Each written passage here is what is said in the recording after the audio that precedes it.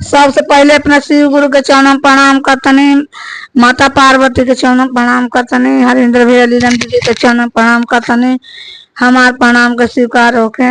गुरु भाई गुरु बहना के चरणों में प्रणाम करतनी, हमार प्रणाम के स्वीकार होके। देखी दीदी एगो भजन गाए जातनी, हमार भजन अच्छा लगी तो वीडियो के लाइक करब, सब्सक्राइब करब, कमेंट में हर हर महादेव जरूर लिखब दीदी। कवना कसुरवा शिव गुरु अमर से भइले हो, शिव गुरु अमर से भइले हो, शिव गुरु कवना कलम से लिखला भागिया की दुखवा हमर नहीं के ओरात हो। शिव गुरु कवना कलम से लिखला भागिया की दुखवा हमर नहीं के ओरात हो।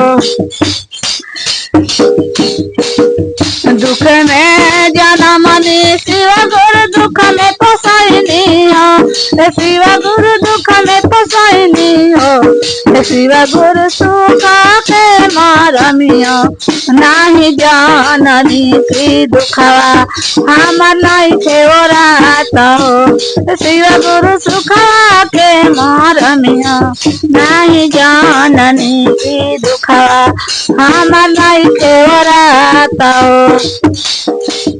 केकरा से पाई शिव गुरु अपना दुखवा हो, शिव गुरु अपना दुखवा हो, शिव गुरु सूझे नहीं कवा नो पाइया की दुखवा हमर नहीं के ओरात हो।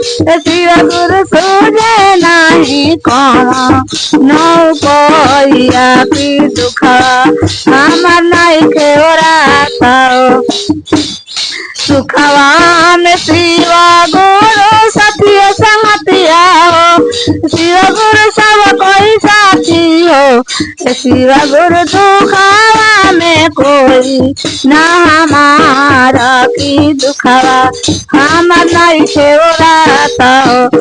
शिव गुरु दुखवा में कोई ना हमारा की दुखवा हमर नहीं के ओरात हो।